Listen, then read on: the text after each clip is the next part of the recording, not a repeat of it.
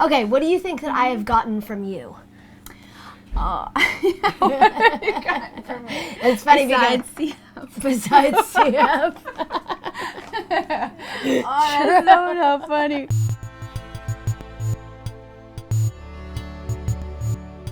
Okay, so today I have a special guest with me. Again, this is my lovely mother, Miss Melissa Nordquist. Okay, let's start at the beginning.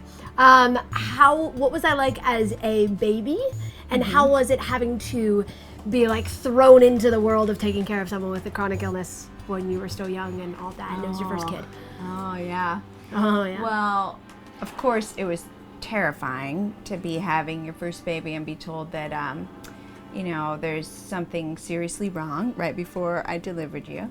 And so they rushed me to the hospital, and they hurried along the labor and everything. They said, we got to get her out. Something's going on. We're not sure what. But so right when you were born with these telltale signs of cystic fibrosis, which is meconium ileus, which is a ruptured bowel and all that. And they said, it looks like cystic fibrosis. And I remember thinking, oh no, it can't be cystic fibrosis. I don't even know what that is. Like, I'd never even heard of it. And they said it was a genetic disease that your father and I both carried, and we didn't know that at the time. So it was terrifying. And 18 years ago, children did not have a really good prognosis. And so, of course, your father and I went right to Google search it, and everything was really grim. And I remember they wheeled you off to the NICU, and you already were very alert, like as an infant. You were like, what's up? And we were walking, with you down to the NICU, and you were just making eye contact and looking at us, kind of telling us that it was going to be okay.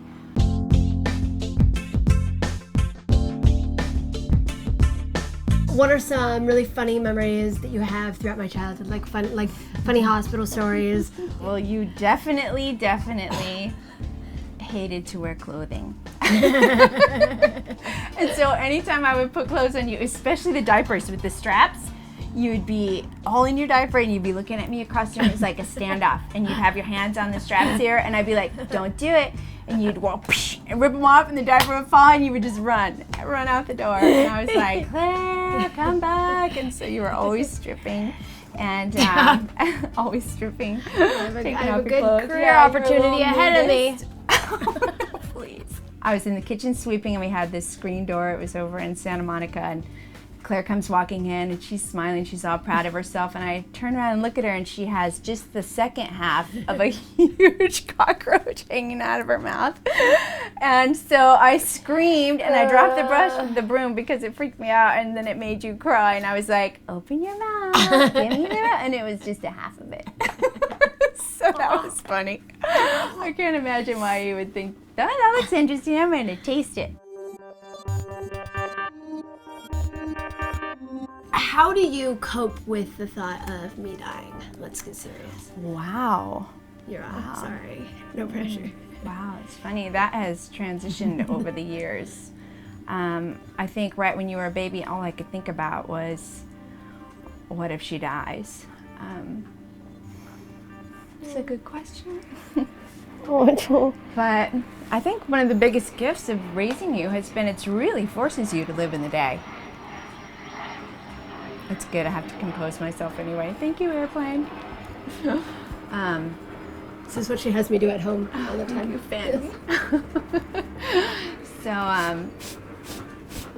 it was my lung issues. Yeah, so like I was saying, when you were a baby, it was really hard to even look at you and hold you without thinking, she's gonna die. It was so, overwhelming, because doctors would always tell us, that you would have a very short lifespan, it'd be horrible. And so I was really stuck in that. And I think what happened over the years is I've witnessed so many miracles, so many times where you were supposed to not live, or things were so bad, or this and that, and you would just carry on. So it's kind of forced me to, I don't think about that very often. I mean, I'm kind of at peace with it, that if it happens, I understand it's part of a progressive terminal illness, but I don't live in that reality all the time. Yeah. And I think that's the biggest gift. I remember I went to dinner with some friends of mine when you were in the coma, and I said, there were just so many things I still wanted to tell her. And those two friends reminded me of that recently. And I just feel so blessed that I got to. I can't believe I'm crying. I'm such a baby. But I hardly ever think about it. I just remember thinking I wasn't ready. There are other things I wanted to talk to you about. So, yeah, that was that. So what advice would you give to other families dealing with chronic illness or CF or any kind of large adversity? I think especially saying to the new parents, things can look pretty grim out there, especially Googling cystic fibrosis, and it's real easy to get caught up in the negativity and the drama and the fear, going there, having your mind go there to the future, to the inevitable end and all this. And I think what it really does is it just ruins, the time that you do have. And so I think being positive is incredibly important, and not only for you, but for your child and for your community. And I think there's a real difference between being positive and being inauthentic. I try not to say everything's great all the time, because it's not. And it's a really difficult, challenging, time-consuming illness that's a struggle for everybody in our lives. But I think just the overall not getting sucked into the negativity, and really, because I think it can cause depression and things like that. And, just being open to miracles, and celebrating and being excited about and acknowledging the triumphs, know. Yeah, no, totally. Not ignoring that there's bad stuff, but just celebrating when there's great stuff and letting. Yeah, and acceptance. Yeah. Okay, last thing. Do your best impression of me. No. Do it. No. You can think about it for a second and then do it. I can't. I can't do an impression. I can't do an impression. Yes, you can do it. Come on, really think about me at home.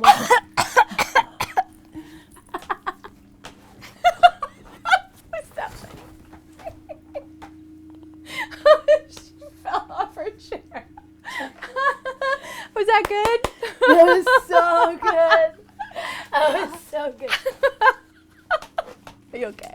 That was so accurate.